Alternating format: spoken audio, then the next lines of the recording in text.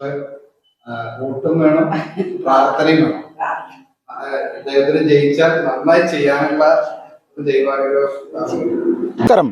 Lok Sabha election കേരളത്തിൽ നാളെ നടക്കുകയാണ്. 20 പാർലമെന്റ് മണ്ഡലങ്ങളിൽ ഇതിലേറ്റവും പ്രധാനമായിട്ടുള്ള ഒരു മണ്ഡലമായിട്ട് മാറിയിരിക്കുകയാണ് തൃശ്ശൂർ. സുരേഷ് ഗോപിയുടെ ഒരു സ്ഥാനാർത്ഥിത്വം തന്നെയാണ് തൃശ്ശൂരിനെ ഏറ്റവും വലിയ ശ്രദ്ധേയമായിട്ടുള്ള ഒരു പാർലമെന്റ് മണ്ഡലമാക്കി മാറ്റിയിരിക്കുന്നത്. ഇന്ന് ഏറ്റവും പ്രധാനമായിട്ട് തൃശ്ശൂരിലെ 21% ക്രൈസ്തവ ജനതയുടെ വോട്ട് ആർക്ക് ലഭിക്കും, അല്ലെങ്കിൽ ഏത് രാഷ്ട്രീയ പാർട്ടി ഏറ്റവും കൂടുതൽ നേടും എന്നുള്ള ഒരു ചർച്ച വ്യാപകമായിട്ട് നടക്കുന്നുണ്ട്. ഇപ്പോൾ BJPയുടെ തൃശ്ശൂർ പാർലമെന്റ് മണ്ഡലത്തിൽ സജീവമായിട്ട് പ്രവർത്തിക്കുന്ന BJPയുടെ ക്രിസ്ത്യൻ മുഖമായിട്ടുള്ള ബിജോയ് തോമസ് നമ്മോടൊപ്പം ചേരുകയാണ്.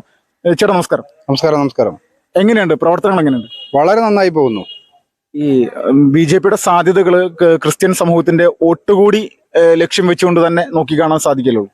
ക്രിസ്ത്യൻ സമൂഹത്തിന് മാത്രമല്ല, എല്ലാ ആളുകളുടെയും വോട്ടുകൾ ലക്ഷ്യമാക്കിക്കൊണ്ട് തന്നെയാണ് ഭാരതീയ ജനതാ പാർട്ടി പ്രവർത്തിച്ചുകൊണ്ടിരിക്കുന്നത്.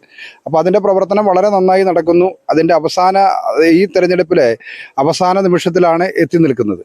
അപ്പോൾ അതുകൊണ്ട് ഏറ്റവും അവസാനത്തെ ആളുകളെ വരെ വീണ്ടും കാണുക എന്നുള്ള ആ ഒരു ദൗത്യമായിട്ടാണ് ഞങ്ങൾ ഇന്ന് ഇറങ്ങിയിട്ടുള്ളത്. ഇപ്പോൾ പ്രധാനമായിട്ട് ഇടതുപക്ഷവും വലതുപക്ഷവും വലിയ രീതിയിൽ തന്നെ ക്രിസ്ത്യൻ സമൂഹത്തിനിടയിൽ ഒരു തെറ്റിദ്ധാരണ പരത്തുന്നതിനുള്ള നിരന്തരമായിട്ടുള്ള ശ്രമം ഈ ഒരു കഴിഞ്ഞ 2 ആഴ്ചകൾക്കിടയിൽ തൃശ്ശൂരിൽ നടന്നിട്ടുണ്ട്. തൃശ്ശൂരിൽ ഏത് തെറ്റിദ്ധാരണ പരത്താനുള്ള ശ്രമം നടന്നാലും തൃശ്ശൂരിലെ ജനങ്ങൾ സാംസ്കാരിക കേരളത്തിൻ്റെ ഏറ്റവും സാംസ്കാരിക തലസ്ഥാനമായിട്ടുള്ള തൃശ്ശൂരാണ്. അപ്പം അതുകൊണ്ട് ഇവിടുത്തെ ജനത്തിന് വളരെ കൃത്യമായ ധാരണയുണ്ട്. എന്തിനെ സ്വീകരിക്കണം, എന്തിനെ തിരസ്കരിക്കണം എന്നുള്ളതിനെ കുറിച്ചുള്ള കൃത്യമായ ധാരണയുണ്ട്. ഭാരതീയ ജനതാ പാർട്ടിയുടെ ഈ കാലഘട്ടത്തിൽ ഈ രാജ്യത്ത് ചെയ്തുകൊണ്ടിരിക്കുന്ന പ്രവർത്തനങ്ങളെയും അതേപോലെ തന്നെ തൃശ്ശൂരിലെ BJPയുടെ സ്ഥാനാർത്ഥിയായിട്ടുള്ള സുരേഷ് ഗോപി എന്ന ആ വ്യക്തി എത്രത്തോളം നല്ല കാര്യങ്ങൾ ചെയ്യാനായിട്ട് കഴിയുന്ന പ്രാപ്തനായിട്ടുള്ളൊരു വ്യക്തിത്വമാണ് എന്നുള്ളത് തൃശ്ശൂരിലെ മുഴുവൻ ജനങ്ങളും അത് മനസ്സിലാക്കിയിട്ടുണ്ട്. അതിൽ ക്രൈസ്തവ വിഭാഗത്തിനും വലിയ ആഗ്രഹത്തോട് കൂടിയിട്ടാണ് മുൻകാലങ്ങളിൽ ഉണ്ടായിരുന്ന ആ ഒരു രീതിയിൽ നിന്ന് ഒരുപാട് മാറ്റം വന്നുകൊണ്ട് ഇപ്പോൾ ഈ തെരഞ്ഞെടുപ്പിനെ ക്രൈസ്തവ സമൂഹം ഉൾക്കൊള്ളുന്നുണ്ടെന്ന് തന്നെയാണ് ഞങ്ങൾ കരുതുന്നത്. അതേപോലെ തന്നെ സുരേഷ് ഗോപി എന്ന് പറയുന്ന ആ ഒരു വ്യക്തിത്വത്തെ 100% അംഗീകരിക്കുന്നുണ്ട് എന്ന് തന്നെയാണ് കരുതുന്നത്. ഇപ്പോൾ ക്രിസ്ത്യൻ സമൂഹത്തിന് നിർണായകമായിട്ടുള്ള വോട്ട് ബാങ്കുള്ള ഒരു മണ്ഡലമാണ് ഇരിഞ്ഞാലക്കുട. ഇരിഞ്ഞാലക്കുടയിലെ സാധ്യതകൾ എത്രത്തോളമാണ്? ഇരിഞ്ഞാലക്കുട മണ്ഡലത്തിൽ നിന്ന് BJP പ്രതീക്ഷിക്കുന്ന വോട്ടുകൾ? ഇരിഞ്ഞാലക്കുടയിൽ നിന്ന് ഏറ്റവും കൂടുതൽ വോട്ട് കിട്ടുന്ന സ്ഥാനാർത്ഥി സുരേഷ് ഗോപി ആയിരിക്കും.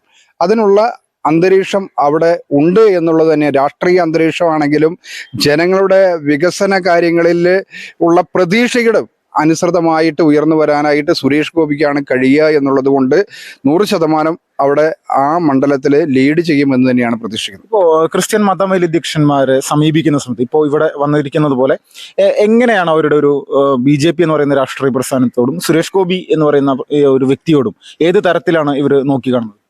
അവർ വളരെ നല്ല രീതിയിലാണ് കണ്ടുകൊണ്ടിരിക്കുന്നത്. അവർ പറയുന്നത് ഈ രാജ്യത്തെ ആ ഗവൺമെന്റ് കഴിഞ്ഞ 10 വർഷമായിട്ട് ന്യൂനപക്ഷ സമുദായങ്ങളോട് അടക്കമുള്ള ആ ഒരു പ്രവർത്തനത്തിൽ വളരെ സുരക്ഷിതരാണ് ന്യൂനപക്ഷ സമുദായം എന്നുള്ളത് കൊണ്ട് ആ ഗവൺമെന്റിനെ പിന്തുണയ്ക്കുന്നതിന് യാതൊരു മടിയും അവരിതുവരെ പറഞ്ഞിട്ടില്ല. അതേപോലെ തന്നെ ആ പാർലമെന്റിലേക്ക് പോകാനായിട്ട് ഏറ്റവും പ്രാപ്തനായ ഒരു വ്യക്തി തൃശ്ശൂരിൽ നിന്ന് സുരേഷ് ഗോപി പാർലമെന്റിൽ പോവുകയാണെങ്കിൽ അദ്ദേഹം ഒരു കേന്ദ്രമന്ത്രിയാകാം. ആ മന്ത്രിസഭയുടെ ഭാഗമായി തീരുന്ന സമയത്ത് അതിൻ്റെ ഗുണം എല്ലാവരിലേക്കും ഉണ്ടാകും. നമ്മുടെ നാടിൻ്റെ വികസനം ഉണ്ടാകും. നാട്ടിലെ എല്ലാ കുടുംബങ്ങളിലേക്കും ആ ഒരു വികസനത്തിൻ്റെ അല്ലെങ്കിൽ അവരുടെ ജീവിത നിലവാരം ഉയർത്താനായിട്ടുള്ള പ്രവർത്തനങ്ങൾ പദ്ധതികൾ ഉണ്ടാകുമെന്നുള്ളത് തന്നെ ബോധ്യപ്പെട്ടുകൊണ്ട് ആണ് തന്നെ പ്രവർത്തിച്ചുകൊണ്ടിരിക്കുന്നത്. അപ്പോൾ അതുകൊണ്ട് ആളുകളുടെ മനസ്സിലെല്ലാം തന്നെ ആ ഒരു വളരെ പോസിറ്റീവായിട്ടുള്ള ഒരു ധാരണയാണ് ഉള്ളത് എന്നാണ് ഞങ്ങൾക്ക് മനസ്സിലാക്കാനായിട്ട് സാധിച്ചിട്ടുള്ളത്. ഈ പാർലമെന്റ് തെരഞ്ഞെടുപ്പിന്റെ പ്രഖ്യാപനത്തിന് ശേഷം കേരളത്തിൽ വലിയ രീതിയിൽ ചർച്ച ചെയ്യപ്പെട്ടൊരു പ്രധാനപ്പെട്ട വിഷയമായിരുന്നു ദ കേരള സ്റ്റോറി എന്ന് പറയുന്ന ഒരു ഹിന്ദി സിനിമ. കേരളത്തിലെ ലവ് ജിഹാദ് വിഷയവുമായി ബന്ധപ്പെട്ടുണ്ടായിട്ടുള്ള ഒരു ചിത്രം തന്നെയാണ്. അപ്പോൾ ഇത് നമ്മുടെ ഇടുക്കി രൂപതയും താമരശ്ശേരി രൂപതയും അവരുടെ യൂണിറ്റ് തല അടിസ്ഥാനത്തിൽ വരെ അവരുടെ സമുദായ അംഗങ്ങളെ കാണിക്കുന്നതിന് വേണ്ടിയിട്ടുള്ള ഒരുപാട് ശ്രമങ്ങൾ നടത്തുന്നുണ്ട്. ഇത് BJP ഇതിന് വലിയ പിന്തുണയും കൊടുക്കുന്നുണ്ട്. പക്ഷേ ഇതിനെ ഒരു വലിയ രീതിയിൽ എതിർത്തുകൊണ്ട് സംസാരിക്കുന്ന ഇടതുപക്ഷവും കോൺഗ്രസ് അടക്കമുള്ള പല രാഷ്ട്രീയക്കാരും ഇവരുടെ ലക്ഷ്യം എന്താണ്? അവരുടെ ലക്ഷ്യം യാഥാർത്ഥ്യങ്ങൾ പുറത്തു വരരുത്. ആ കേരള സ്റ്റോറി എന്ന് പറയുന്ന സിനിമ, ആ ഒരു സിനിമ യാഥാർത്ഥ്യങ്ങളാണ് ഈ നാട്ടിൽ നടന്നുകൊണ്ടിരിക്കുന്ന യാഥാർത്ഥ്യങ്ങളാണ് ആ സിനിമയിൽ ചിത്രീകരിക്കപ്പെട്ടിട്ടുള്ളത്. അപ്പോൾ ആ ചിത്രീകരിക്കപ്പെട്ടിട്ടുള്ള ആ സിനിമയെ അടിസ്ഥാനപ്പെടുത്തുന്ന സമയത്ത്, അല്ലെങ്കിൽ അതിനെ ബേസ് ചെയ്യുന്ന സമയത്ത്, ക്രിസ്ത്യൻ കുടുംബങ്ങള് അതേപോലെ ഹൈന്ദവ കുടുംബങ്ങളും കഴിഞ്ഞ കുറെ കാലങ്ങളായിട്ട് പെൺകുട്ടികളുള്ള മാതാപിതാക്കള് അവരുടെ ഉള്ളിലെ ഒരു ഭയപ്പാടുണ്ട്. അവരുടെ പെൺമക്കൾ സുരക്ഷിതരല്ല എന്നുള്ളത്.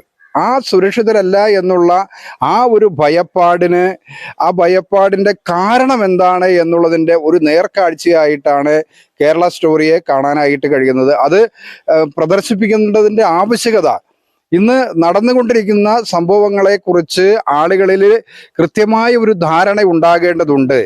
തങ്ങളുടെ പെൺമക്കളെ സംരക്ഷിക്കേണ്ട ഉത്തരവാദിത്തം മാതാപിതാക്കൾക്കുണ്ട് എന്നുള്ളതിൻ്റെ ഇങ്ങനെയൊക്കെ ഈ സമൂഹത്തിൽ നടന്നുകൊണ്ടിരിക്കുന്നുണ്ടെന്നുള്ള അവർക്കറിയാൻ വേണ്ടിയിട്ടുള്ള ഒരു ചിത്രമായിട്ടാണ് ഞാനതിനെ കാണുന്നത്.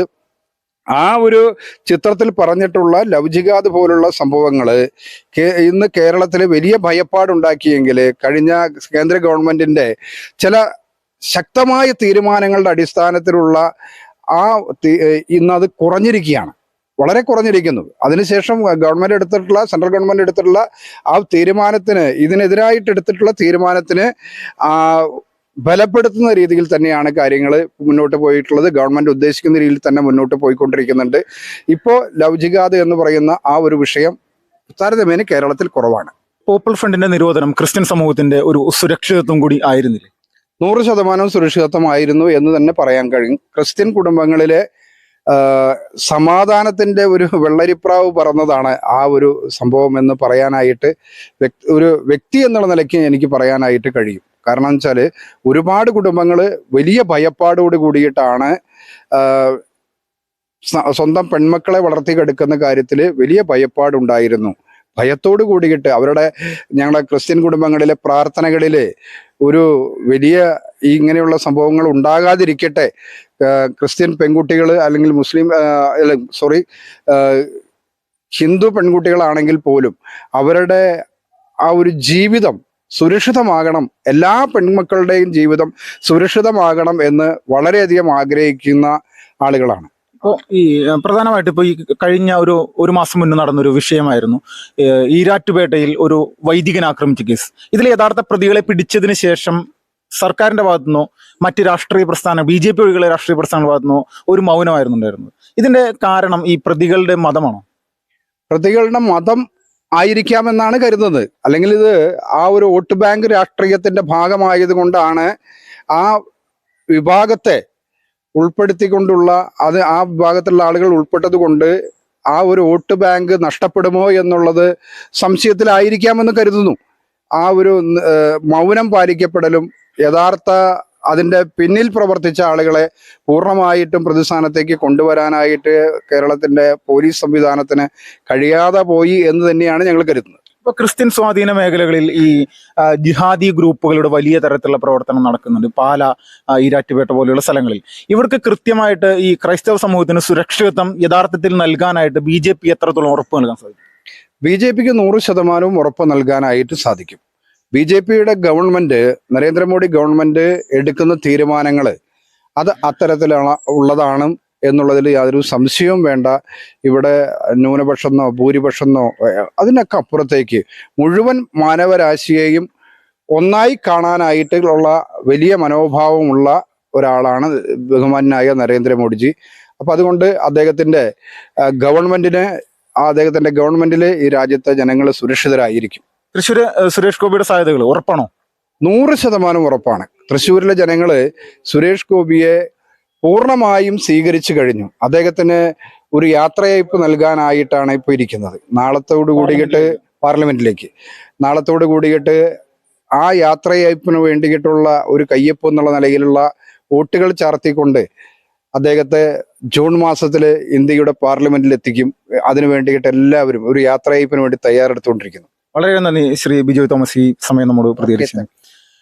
വലിയ തരത്തിലുള്ള ഒരു രാഷ്ട്രീയ പോരാട്ടം തൃശ്ശൂർ പാർലമെന്റ് മണ്ഡലത്തിൽ ഈ ഒരു സമയത്ത് നടന്നുകൊണ്ടിരിക്കുകയാണ്. പ്രത്യേകിച്ച് ക്രൈസ്തവ സമൂഹത്തിന്റെ നിർണായകമായിട്ടുള്ള വോട്ടുകൾ അത് ഏത് രാഷ്ട്രീയ പ്രസ്ഥാനത്തിന് ഏറ്റവും കൂടുതൽ ലഭിക്കുന്നോ അവർക്ക് വിജയ സാധ്യത എന്നുള്ള നിലയിലേക്കുള്ള കാര്യങ്ങൾ പോയിക്കൊണ്ടിരിക്കുകയാണ്. അപ്പോൾ ഇത് സുരേഷ് ഗോപി നേടിയെടുക്കുമെന്നുള്ള ഒരു വിഷയം തന്നെയാണ് BJP-യുടെ നേതൃത്വം പറയുന്നത്. അതോടൊപ്പം മറ്റ് രാഷ്ട്രീയ പ്രസ്ഥാനങ്ങൾ അവർ നേടും എന്നുള്ളത് പറയുന്നുണ്ട്. യഥാർത്ഥത്തിൽ കേന്ദ്ര സർക്കാരിൻ്റെ നിരവധി പദ്ധതികൾ, അതോടൊപ്പം തന്നെ നിരവധി സംവിധാനങ്ങൾ അത് തൃശ്ശൂരിൽ നടപ്പിലാക്കിയ ഒരു വ്യക്തി കൂടിയാണ് സുരേഷ് ഗോപി. അപ്പോൾ അതുകൊണ്ട് ഇവിടെ വലിയ പ്രതീക്ഷയിലാണ് BJP നേതൃത്വവും സുരേഷ് ഗോപിയും. തൃശ്ശൂരിൽ നിന്നും വിപിൻ ലാൽ, ഫാസ്റ്റ് റിപ്പോർട്ട്സ്.